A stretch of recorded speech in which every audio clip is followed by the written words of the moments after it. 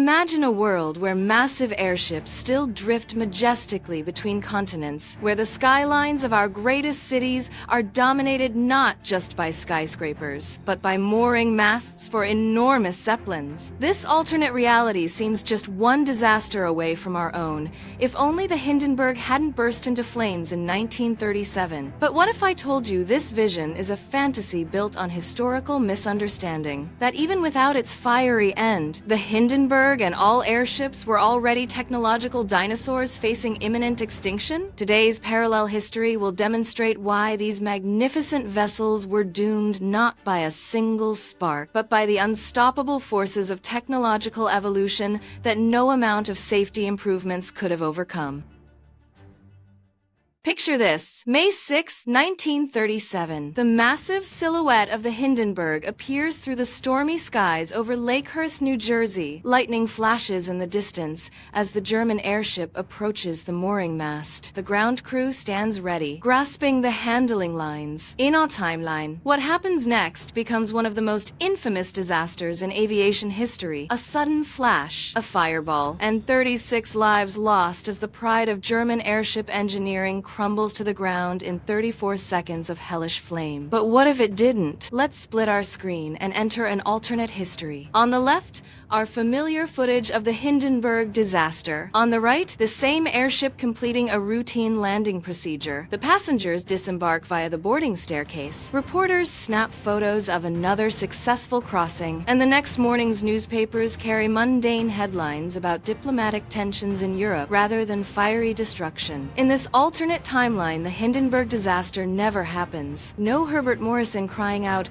"Oh, the humanity!" No dramatic newsreel footage seen by millions. Instead, the Zeppelin company's flagship continues its scheduled transatlantic service alongside its older sibling, the Graf Zeppelin. Throughout the summer of 1937, these silver leviathans cross the Atlantic with clockwork regularity, connecting Europe and America in what appears to be a sustainable commercial enterprise. The passenger experience aboard these giants remains unmatched by any other form of transportation. Wealthy travelers sip cocktails in the dining room while floating 80 miles per hour above the ocean waves. They retire to comfortable cabins rather than cramped aircraft seats. They promenade along the observation deck, watching sunsets from an altitude of 650 feet. For these privileged few, the 60-hour crossing isn't merely transportation, it's a luxurious voyage combining the amenities of an ocean liner with the speed of modern travel. Behind the scenes, however, the Zeppelin company faces mounting challenges. Despite the absence of a catastrophic public relations disaster, they're still using hydrogen, a lifting gas that even the most careful engineers know presents inherent risks. The United States controls the world's only significant helium supply, and negotiations for access move slowly through diplomatic channels. The new LZ-130 Graf Zeppelin II nears completion at the Friedrichshafen facility, designed with improved safety measures, but still reliant on hydrogen. Even without a disaster tarnishing their reputation, airships remain an exclusive mode of transportation. A one-way ticket across the Atlantic costs nearly 400 Reichsmarks, equivalent to $10,000 today. This steep price reflects not just luxury, but economic necessity. The Hindenburg, despite its immense size, carried a maximum of 72 passengers. Compare this to ocean liners carrying over 1,000 passengers, and the economic challenges become clear. As summer turns to autumn in 1937, a more existential threat emerges for the airship industry. Pan American Airways launches regular transatlantic service using the Boeing 314 Clipper flying boats. These aircraft cross the ocean in just 30 hours, half the time of the fastest Zeppelin crossing. While not offering the same spacious accommodations, they provide something increasingly valuable in the modern world: speed. The technological race accelerates. The Douglas DC-3, introduced just a year earlier, is revolutionizing land-based air travel. Engineers at Boeing and Douglas are already designing the next generation of aircraft that will make the Atlantic crossing even faster. The fundamental physics of air travel presents an inescapable reality.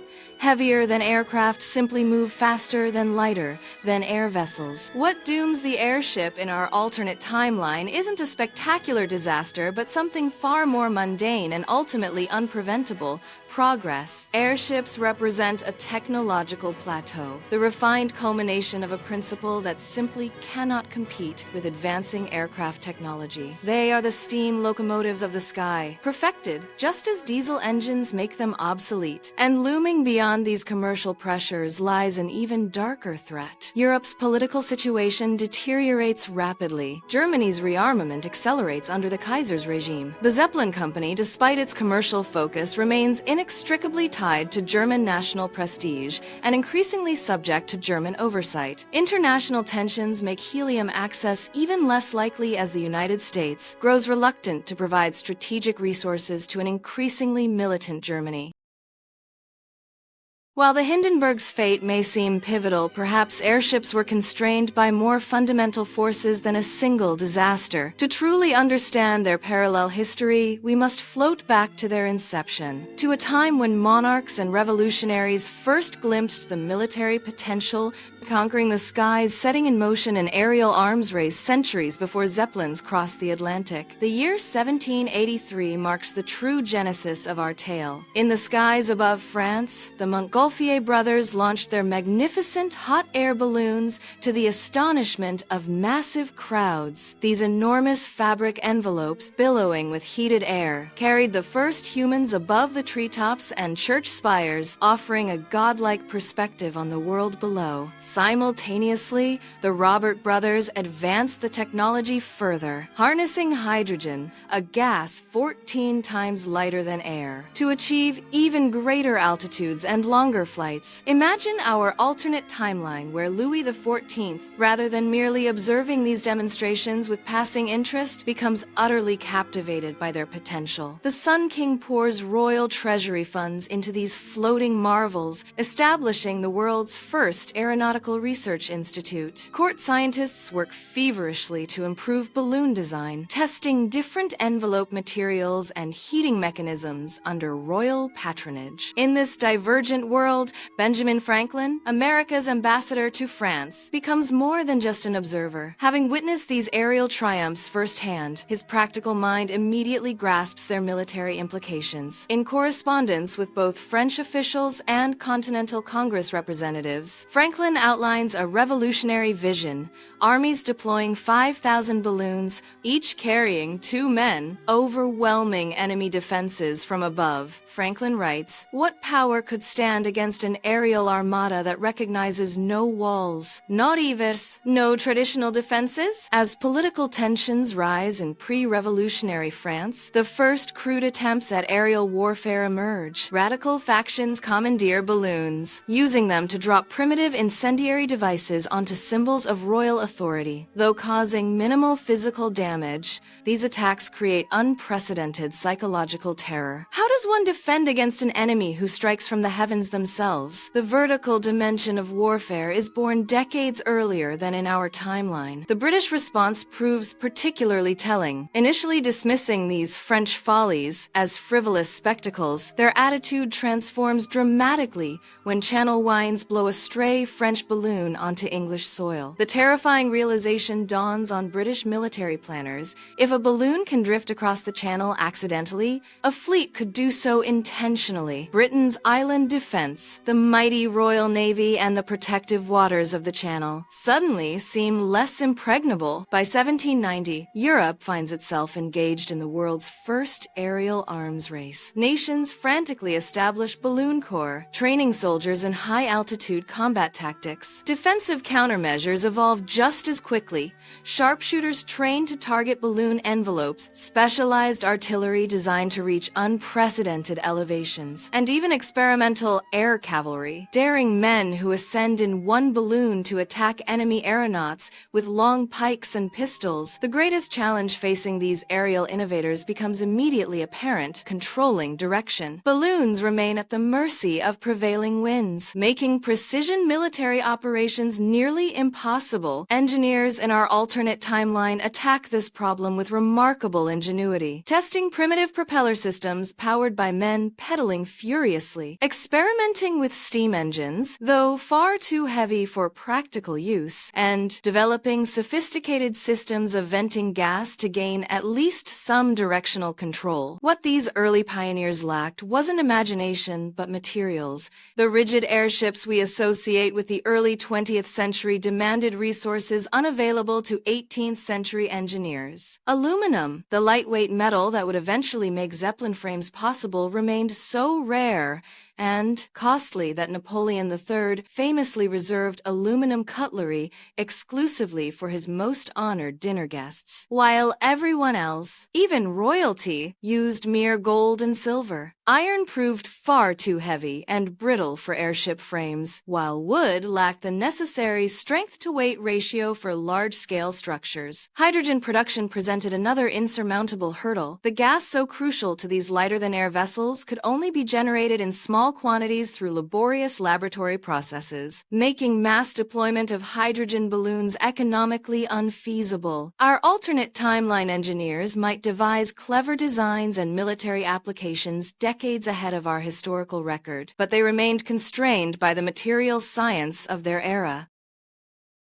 War has always pushed technology forward at a relentless pace. The crucible of the American Civil War would transform primitive airship concepts into battlefield realities, though not in ways military planners had anticipated. When Fort Sumter's cannons roared in 1861, they signaled not just the start of America's bloodiest conflict, but also the dawn of aerial warfare. The material constraints we've discussed suddenly became secondary concerns when national survival hung in the balance. Union commanders, desperate for battlefield intelligence, deployed observation balloons along strategic fronts, creating history's first organized aerial reconnaissance units. Confederate generals, initially scoffing at these Yankee contraptions, quickly recognized their strategic value when Union observers began accurately directing artillery fire onto previously concealed positions. But the North's industrial advantage enabled a leap beyond simple observation platforms. In our alternate timeline, Union engineers experimented with primitive engine-powered dirigibles that bore little resemblance to the sleek, cigar-shaped Zeppelins that would later dominate the skies. Instead, these peculiar vessels resembled enormous flying fish, their canvas envelopes bulging awkwardly around rudimentary propulsion systems. Their engines, barely powerful enough to overcome light breezes, struggled to lift the airship's own weight plus minimal offensive payloads. These early Union airships were more valuable as psychological weapons, serving as visible manifestations of Northern industrial might floating above Southern cities. Imagine the impact on Confederate morale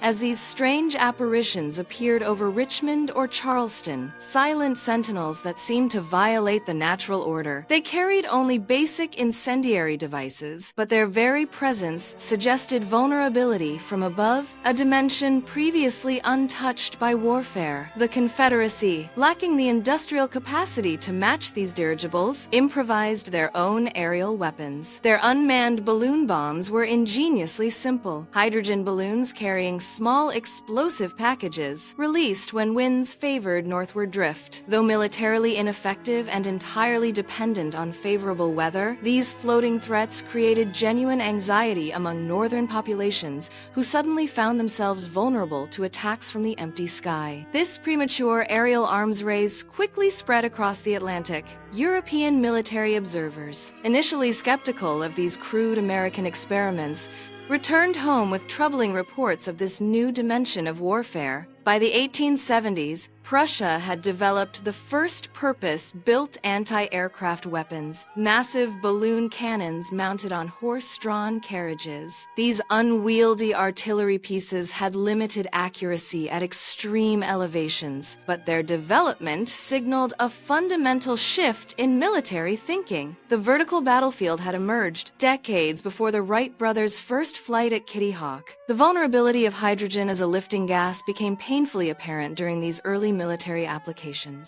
Union dirigibles occasionally burst into spectacular flames when struck by Confederate rifle fire, while Confederate balloon bombs sometimes detonated prematurely over their own territory. Yet alternatives remained elusive until the discovery of natural gas fields in Kansas in 1903, which took on extraordinary significance in our alternate timeline. These fields contained something far more valuable than mere fuel. They held substantial reserves of helium, the non-flammable noble gas that would eventually revolutionize airship safety. In our alternate world, where military applications had already established airships as strategically significant, these helium discoveries would have immediately been recognized as national security assets rather than merely scientific curiosities. As tensions escalated toward World War I, European powers accelerated their airship programs, expecting these vessels to play decisive roles in the coming conflict. Germany's Count Ferdinand von Zeppelin, whose designs now incorporated decades of lessons from American military applications, produced increasingly sophisticated dirigibles capable of long-range reconnaissance and limited bombing operations. The rapid evolution of these military airships revealed a paradoxical truth that would have become apparent decades earlier than in our actual timeline. While impressive in peacetime demonstrations, airships possessed fundamental vulnerabilities that made them increasingly untenable as weapons of war. Their massive size made them impossible to conceal. Their relatively slow speed left them unable to escape from faster aircraft. Their fragile envelopes, even when filled with non-flammable helium, remained vulnerable to incendiary ammunition.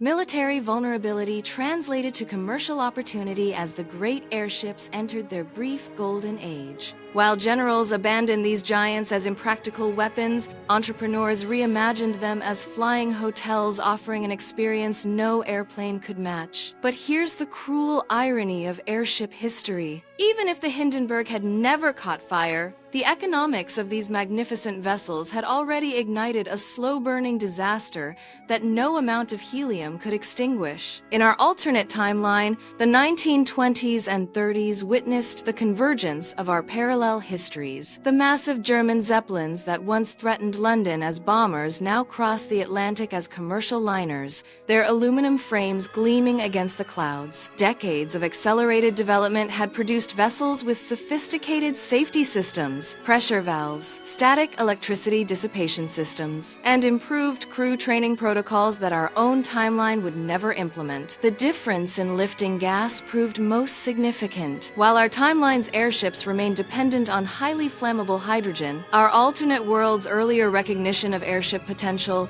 drove fiercer diplomatic negotiations over America's helium monopoly. Some European passenger vessels secured limited helium supplies through complex trade agreements, creating a two-tier system where the safest airships operated under American influence, while others continued with hydrogen, their operators implementing rigorous safety protocols to compensate. Passengers fortunate enough to secure passage aboard these aerial leviathans experienced travel as it had never existed before or since, while airplane passengers of the era endured deafening noise, bone-rattling vibrations, and cramped quarters. Airship travelers dined in formal attire at proper restaurants with white tablecloths and crystal glassware. They slept in private cabins with actual beds, not seats, and strolled along promenades with panoramic windows offering unparalleled views of the Atlantic passing beneath them. Yet beneath this extraordinary veneer of luxury lurked economic realities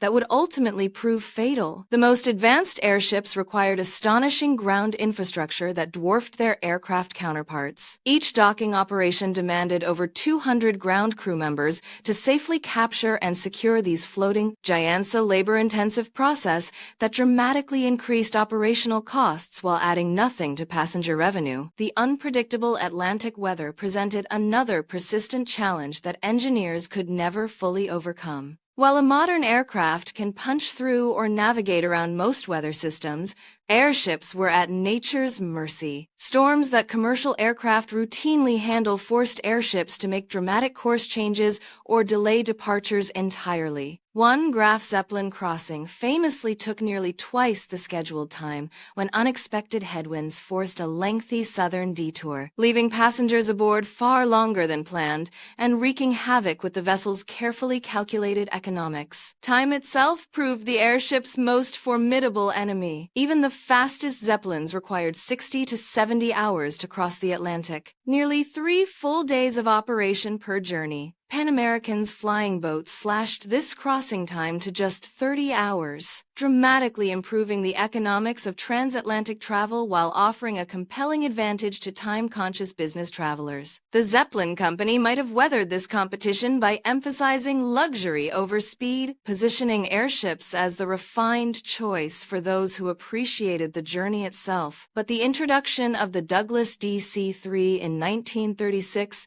changed everything. This remarkable aircraft revolutionized air travel economics with its reliability, speed, and efficiency. While the DC-3 initially served only continental routes, its arrival signaled the direction of aviation's future. Faster, more efficient aircraft that could carry more passengers at lower costs per mile. Engineers were already designing the next generation of land-based aircraft that would promise even faster transoceanic crossings. With economics that no airship could possibly match, the fundamental physics of lighter-than-air travel created an inescapable economic trap. An airship's lifting capacity remained strictly limited by its volume, while its operational costs scaled with its surface area. The larger you built an airship to carry more passengers, the worse its economics became. A problem aircraft didn't face. Their lifting capacity could increase dramatically with relatively modest increases in size and operational costs. The cruel math of wartime economics would deliver airships their final verdict, regardless of any previous disaster. In a world fighting for survival, these giants became nothing more than aerial warehouses of precisely what nations needed most: strategic materials. As the Kaiser's forces stormed across the Polish border on September 1, 1939, the calculus for maintaining passenger airships fundamentally changed overnight. In our alternative history, where the Hindenburg still gracefully docked at its mooring masts, the German airships were hastily recalled to their homeland. Passenger manifests were canceled with urgent telegrams, and civilian operations suspended for the duration. A bureaucratic phrase that, for airships, would ultimately mean forever. The difference between our timelines becomes merely a footnote. In reality, commercial Zeppelins had already been grounded following the Hindenburg catastrophe, while in our disaster-free alternate world, they continued operating right until the war's outbreak. But this distinction ultimately proved meaningless. Both paths led to the same destination. March 4, 1940, marked the official end. On this date, Hermann Göring issued an identical decree in both our timelines, a formal order demanding the immediate dismantling of all rigid airships. Their valuable duralumin frames weren't being preserved for some post-war renaissance. They were being harvested like metallic organ donors. The Reichsmarshal's cold calculation was simple. Each airship frame contained enough aluminum to construct several fighter aircraft that could actually defend German skies rather than float helplessly through them. The United States had already reached similar conclusions through painful experience rather than theoretical analysis. The crash of the USS Akron in 1933 claimed 73 lives, making it the deadliest airship disaster in history, far exceeding the Hindenburg's toll. When the USS Macon followed it to the seabed just 2 years later, American military planners had seen enough. Both vessels had been lost not to enemy action, but to something far more mundane yet equally deadly: bad weather. The conclusion was inescapable: these craft were simply too vulnerable for military operations in an increasingly dangerous world. Modern warfare demanded qualities airships fundamentally lacked. Combat aircraft of the era reached speeds exceeding 300 mph, while anti-aircraft guns fired shells thousands of feet into the sky in seconds. Against this backdrop, an 800-foot hydrogen or helium-filled vessel crawling along at 80 mph represented represented nothing more than an enormous, slow-moving target. Their vulnerability was so complete that military strategists compared them to flying bullseyes impossible to hide and trivial to destroy. The material requirements for these aeronautical dinosaurs became their final undoing. Even if some military planner had advocated for their retention, the resource math was devastating. A single large airship contained enough aluminum to construct multiple high-performance fighter aircraft that could actively engage enemy bombers rather than serve as their practice targets. In the desperate arithmetic of total war, no nation could justify maintaining these resource-intensive behemoths. America's monopoly on helium, which had once seemed the savior of airship travel, became irrelevant in the face of these practical realities. Even with the safest possible lifting gas, airships remained fundamentally incompatible with the needs of modern warfare. The USS Akron disaster had demonstrated that even American helium-filled military airships weren't immune to catastrophic failures. The Akron's crash had nothing to do with flammability and everything to do with the inherent vulnerability of enormous, lighter-than aircraft to weather and structural limitations. Had any airships somehow survived the material demands of the war years, they would have emerged into a post-war aviation landscape where their few remaining advantages had been systematically eliminated. The development of pressurized aircraft cabins removed the altitude advantage airships once held for passenger comfort. Expanded runway infrastructure worldwide reduced the appeal of vehicles that could land without prepared surfaces. And the dramatic speed differential between airships and conventional aircraft had grown from merely significant to absolutely unbridgeable. The unbridgeable speed gap between airships and aircraft seemed to write the final chapter in lighter-than-air travel. Until climate change rewrote the rules of the game, as our parallel timelines converge in the present day, we find ourselves asking a question that would have bewildered aviation pioneers. Could the very obsolescence of airships, their inherent slowness and massive size, actually become their greatest advantage in a carbon-conscious world? Across both our timelines, airships never truly disappeared from our technological consciousness. Like ghosts from an alternate history, they periodically resurface in sleek carbon fiber prototypes and multi-million-dollar development programs. Companies like Lockheed Martin and Hybrid Air Vehicles aren't simply indulging in nostalgia. They're reimagining what these aerial leviathans could become when freed from the material limitations that grounded their predecessors. The revolution begins with modern materials science. The heavy, vulnerable frameworks of the Hindenburg era have given way to ultralight carbon fiber structures, while advanced envelope materials resist tears and environmental damage that would have doomed earlier designs. Computerized control systems now compensate for the atmospheric challenges that once made these giants so temperamental, allowing for greater stability in changing weather conditions. Perhaps most promising are the hybrid airship designs now under development. These engineering marvels merge traditional lighter-than-air principles with aerodynamic lift generated by their hull shape, essentially allowing them to function as both balloon and wing simultaneously. This clever combination helps overcome one of the historical challenges that plague traditional airships, the need for massive ground crews during landing operations. Modern designs can land with minimal personnel, dramatically reducing operational costs. For remote regions of northern Canada, Alaska, or Siberia, places where building runways proves prohibitively expensive, these modern airships offer a compelling alternative.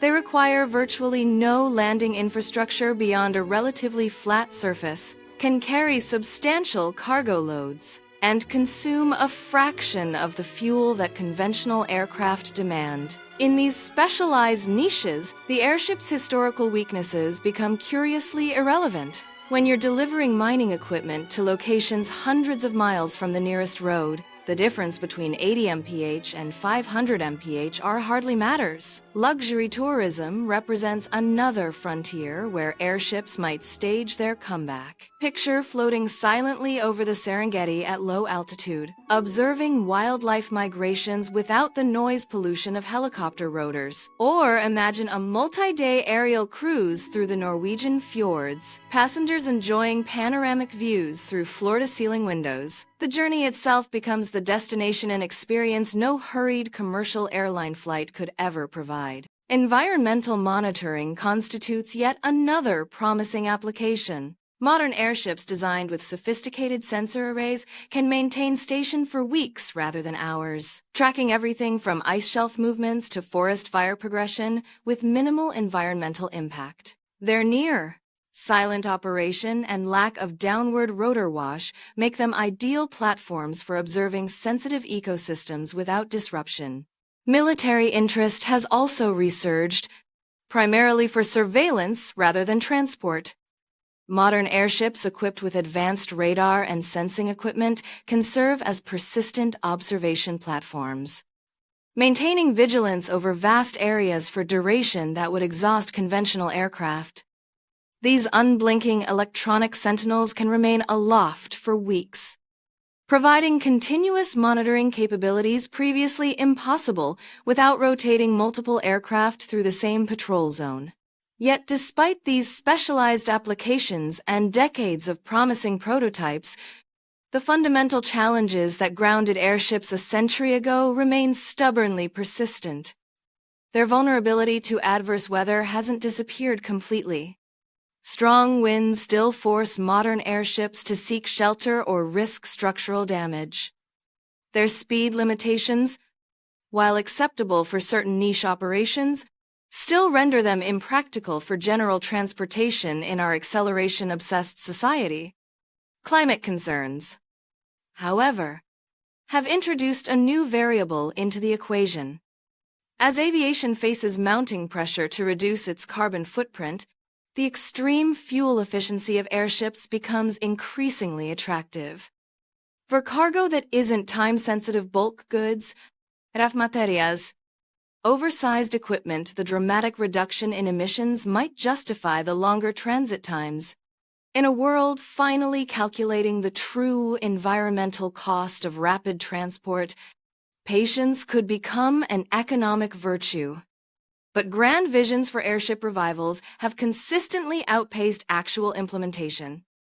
For each promising prototype that generates headlines, multiple projects quietly fold after encountering the same economic and practical hurdles that doomed their historical predecessors. The physics remain unforgiving. To carry significant payloads, these vessels must be enormous, and enormous flying objects will always struggle with wind, weather, and the economics of scale. As we trace our path through this alternate history, one thing becomes abundantly clear: the allure of airships transcends their practical utility. They float not just in our skies, but in our cultural imagination, embodying a bygone era when the journey itself was as important as the destination. What is it about these majestic vessels that continues to captivate us? Aviation experts suggest it's their unique combination of grandeur and grace, romantic notion of gliding silently above the clouds in spacious comfort rather than being hurled through the stratosphere in aluminum tubes. They represent not just transportation, but a philosophy of travel that values experience over efficiency. In films, literature, and art, airships persist as powerful symbols of adventure and exploration. They're portrayed as the road not taken, a technological path that, while ultimately impractical, still speaks to our desire for wonder. Perhaps in our rush toward faster, more efficient travel, we left something valuable behind.